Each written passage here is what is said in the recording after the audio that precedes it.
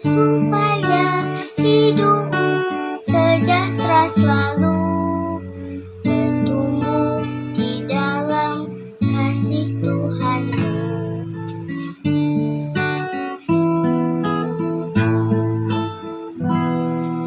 Hormatilah ayahmu dan ibumu, supaya lanjut umurmu di tanah yang diberikan Tuhan Allahmu kepadamu.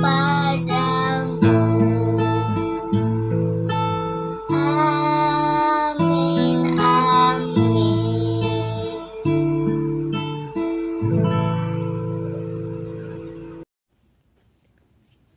Selamat sahabat semua, sebelum kita mulai, mari kita lipat tangan dan kita berdoa.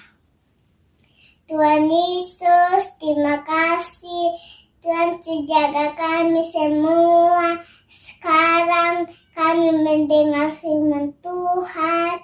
Tuhan tolong berkati Ibu Guru, tolong berkati kami semua, supaya kami jadi anak yang pintar, turut orang tua terlebih Tuhan.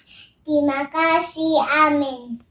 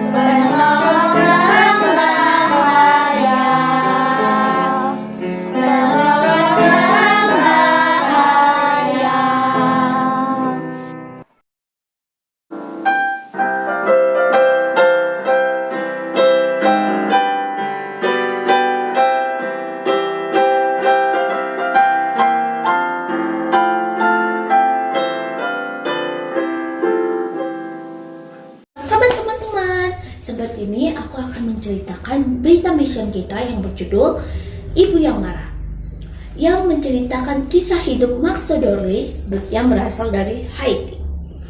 Pada suatu hari, tepat pada hari Sabtu, Maxo berkata kepada ibunya, "Ibu, aku ingin pergi ke sekolah pada pagi ini." Tapi teman-teman tahu, dia tidak pergi ke sekolah. Dia malah pergi ke gereja Mahasiswa Advent hari ke-7 bersama temannya Natasha.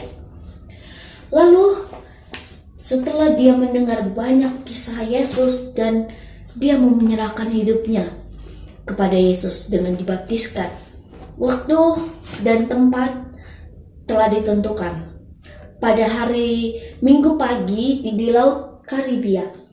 Sementara Maxo mempersiapkan dirinya, tiba-tiba ibunya berkata, "Maxo, tolong temani ibu ke gereja hari Minggu."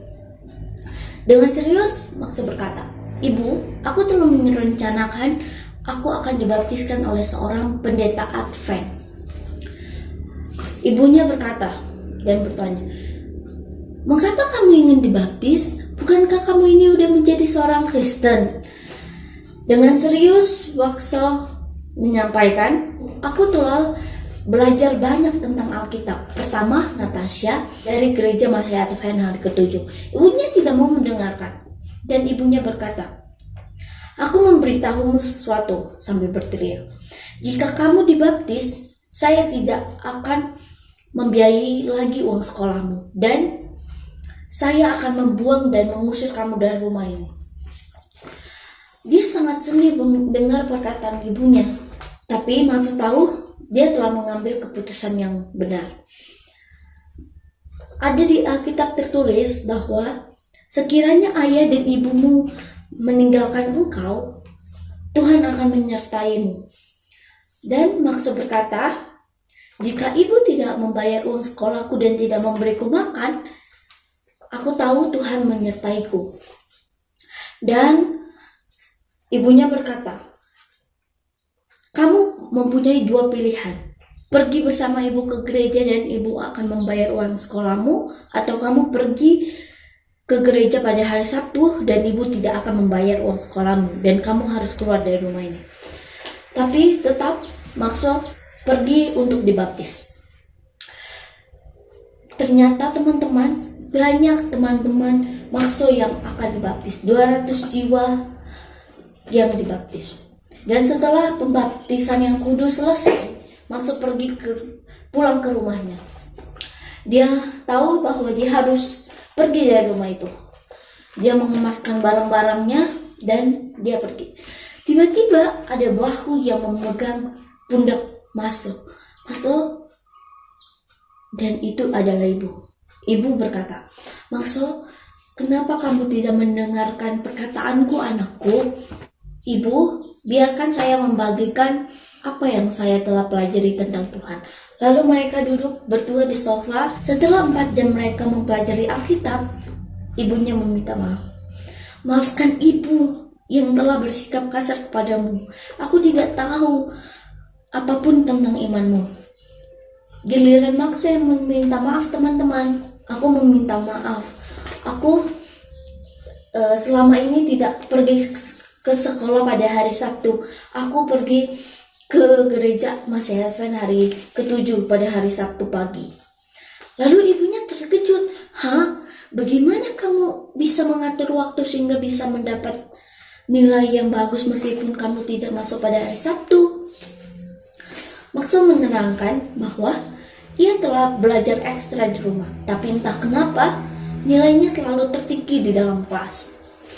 Lalu Maksud berkata lagi, melalui hal ini ibu bisa melihat bagaimana Allah memberkati saya karena memelihara hari Sabtu.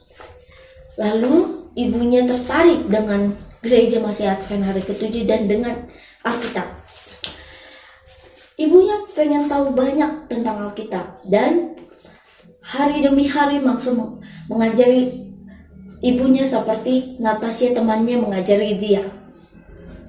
Tidak lama sesudah itu, saudara laki-laki Maksud yang berumur 13 tahun meminta untuk ikut pendalaman Alkitab. Kemudian seorang sepupunya yang berumur 16 tahun juga ikut dalam kelompok kecil. Pelajaran Alkitab hampir setiap hari selama 4 tahun. Kemudian saudara laki-laki Maksud dibaptis dan sebulan kemudian ibunya dan sepupunya pun ikut juga dibaptis. Sungguh luar biasa. Dan setelah itu 12 anggota keluarga lainnya juga ikut dibaptis. Maksud adalah misionaris sejati yang telah membawa 15 anggota keluarga kepada Yesus. Sekarang ia sedang belajar menjadi pendeta di University of the Southern. Bagian dari persembahan Sabat ke-13 triwulan ini akan menolong membuka satu gedung pusat pelatihan misionaris di kampus universitas. Baiklah, kita selalu menyerahkan diri kita kepada Yesus. Terima kasih, selamat Sabat.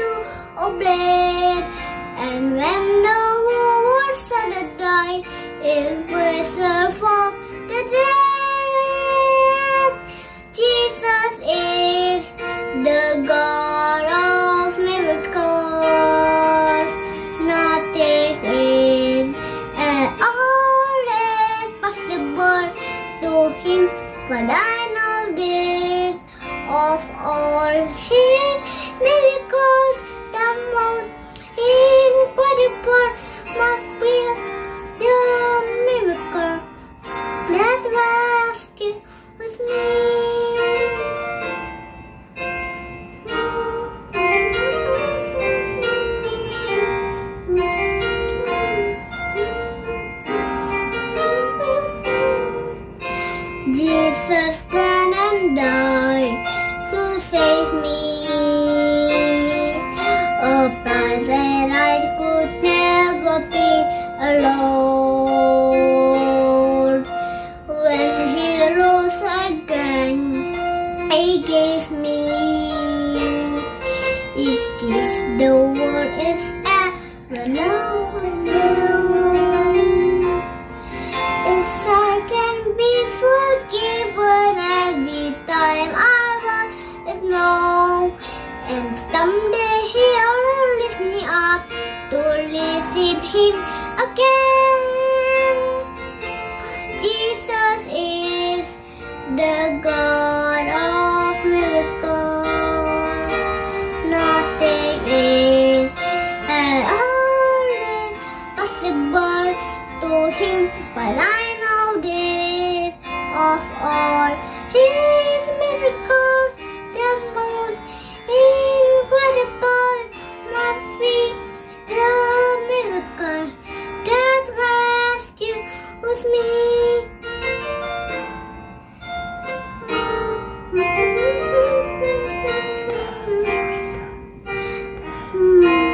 That rescues you and me.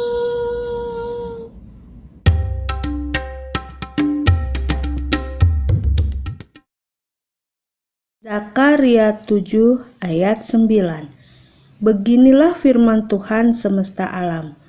Tunjukkanlah kesetiaan dan kasih sayang kepada masing-masing.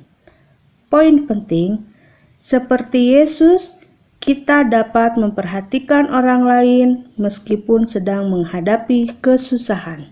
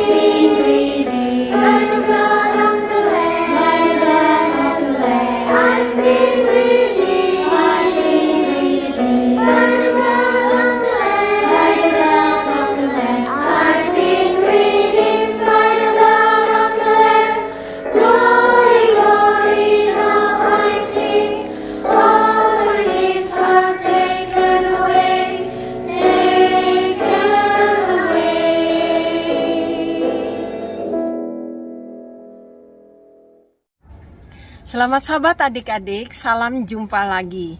Senang sekali kita dapat belajar sekolah sahabat kita lagi hari Sabat ini. Sebelum kita mendengarkan firman Tuhan, biarlah kita berdoa terlebih dahulu untuk penerangan Roh Kudus. Bapa dalam surga, terima kasih karena Engkau memberikan hari Sabat, kami dapat berbakti kepadamu.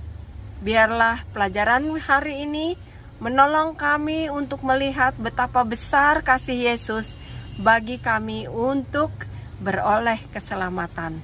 Terima kasih Bapa dalam surga. Biarlah Roh Suci mengajari kami untuk menjadi bijaksana. Dalam nama Yesus, amin. Ayat hafalan kita terdapat dalam Zakaria 7 ayat 9. Beginilah firman Tuhan semesta alam. Tunjukkanlah kesetiaan dan kasih sayang kepada masing-masing. Suatu perintah yang luar biasa bagi kita. Setia dan menunjukkan kasih sayang kepada semua orang. Adik-adik, cerita kita hari ini tentang hidup Yesus pada hari-hari terakhir. Kalian tahu, setelah perjamuan di lantai 2 itu, Yesus berdoa di Taman Getsemani. Namun demikian, perjalanannya semakin sulit menuju ke salib Golgota. Suasananya sangat menyedihkan. Yesus berjalan dengan penuh kesusahan, dengan letih, dengan penuh penderitaan. Kadang-kadang sementara dia memikul salib itu, dia terjatuh karena begitu lemah. Namun demikian di tengah jalan, seorang yang berbaik hati kepadanya menolong dia untuk memikul salib itu. Tentara Roma mendapati bahwa Simeon, orang dari Kireni, adalah orang yang pernah mendengarkan Yesus. Anak-anaknya juga pernah mendengarkan Yesus. Dia memikul salib itu dengan penuh kesukaan dan berjalan menuju Golgota. Beberapa kali Yesus pingsan karena beban yang berat itu.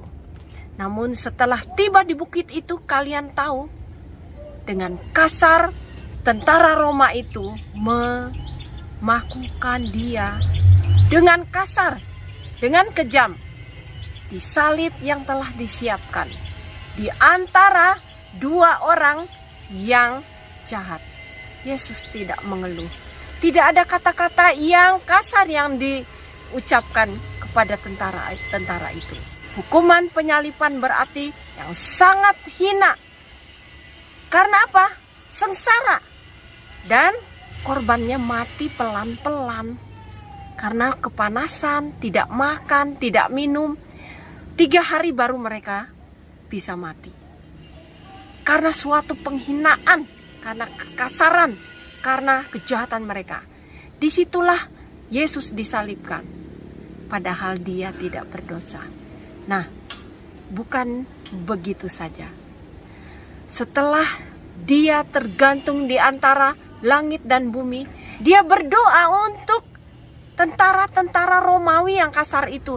Allah Bapa, ampunilah mereka, karena mereka tidak tahu apa yang mereka lakukan. Dia juga berdoa untuk ibunya. Dia mengatakan, "Ibu, lihatlah anakmu." Dan kepada Yohanes dia mengatakan, "Yohanes, lihatlah ibumu." Dia suka menghormati ibunya sampai pada akhir dari kehidupannya. Dia selalu memperhatikan orang lain. Di dalam kesengsaraannya, dia juga mau memperhatikan orang lain. Sementara orang yang disalib sebelahnya mengatakan, "Kutuk aja, kamu mati aja, ya. Kamu membuat banyak mujizat menyelamatkan. Sekarang selamatkanlah dirimu."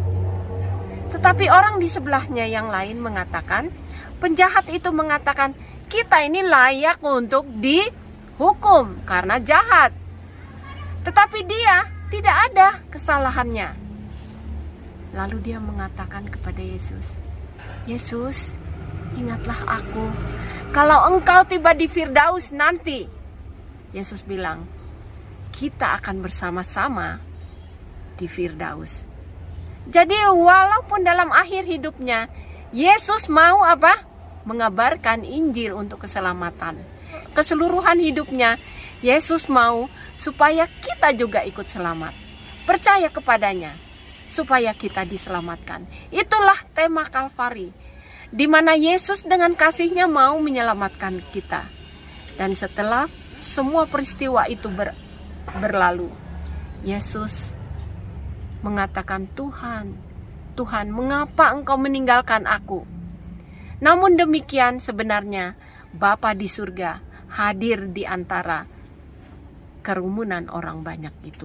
Malaikat juga hadir. Tetapi Yesus harus mati supaya kita ini selamat. Itulah arti kematian Yesus. Setelah Yesus mati, hari Jumat sore itu, seorang anggota majelis besar, orang-orang Farisi itu datang. Namanya Yusuf dari Arimatea. Dia adalah orang yang kaya. Sebenarnya dia tidak setuju Yesus disalibkan. Tapi setelah Yesus mati, dia memberanikan hatinya pergi menghadap Pilatus. Dia bilang, "Berikan mayat Yesus itu agar dia kuburkan di kuburnya yang baru saja dia gali di sebuah lubang batu. Jadi kamu tahu, Pilatus mengizinkannya. Tetapi sebelumnya Pilatus menyuruh beberapa orang prajurit periksa mengapa Yesus begitu cepat mati. Dan setelah mengetahui bahwa Yesus sudah mati, mayatnya diserahkan kepada Yusuf dari Arimatea, seorang yang sungguh baik terhadap Yesus. Dan ada lagi yang lain. Mereka adalah perempuan-perempuan yang sangat mengasihi Yesus, termasuk Maria Magdalena, Maria ibu dari anak-anak Zebedi, dan ibu-ibu yang lain. Mereka datang dari Galilea. Apa yang mereka bawa? Mereka membawa rempah-rempah. Mereka membawa wangi-wangian. Dan mereka pergi ke kubur itu untuk menghormati Tuhannya. Adik-adik, sesuatu yang sangat terpuji. Perempuan-perempuan itu turut memberikan perhatian kepada Yesus walaupun dia sudah mati. Nah, baiklah kita juga mau memberikan perhatian kita kepada orang-orang yang kita cintai. Jadi adik-adik, biarlah kita selalu setia kepada Yesus. Kita mau agar Yesus itu menjadi juru selamat dan jaminan untuk kita supaya selamat. Sudah genap. Sudah selesai. Sudah selesai. Apa artinya? Yesus menang untuk menyelamatkan kita. Sampai sini dulu adik-adik, cerita kita tentang melewati suka dan duka. Bersuka karena Yesus bangkit. Berduka karena Yesus harus melewati penderitaan. Tetapi untuk keselamatan adik-adik semua. Sampai jumpa lagi adik-adik. Kiranya Tuhan memberkati kita setia. Walaupun bencana alam selalu ada di antara kehidupan kita.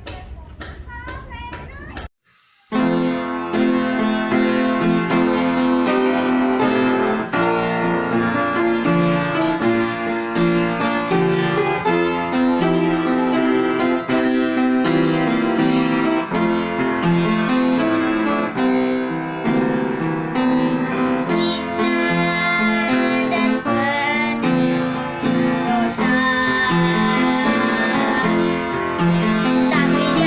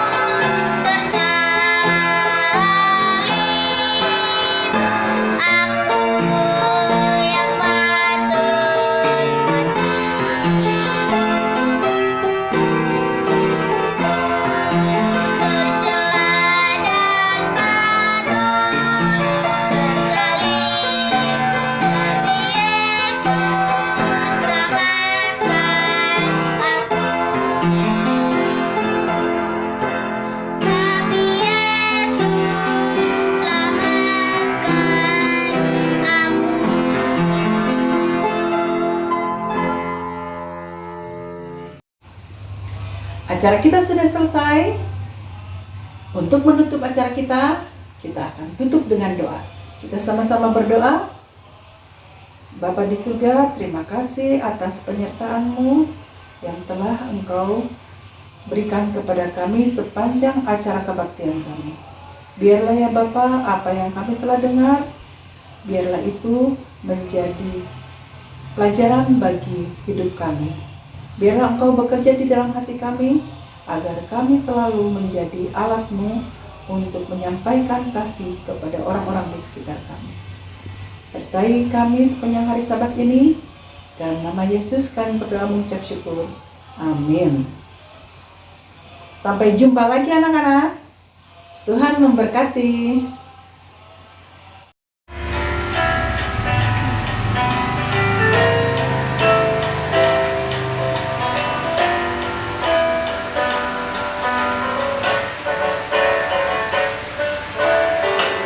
Tiada berkesudahan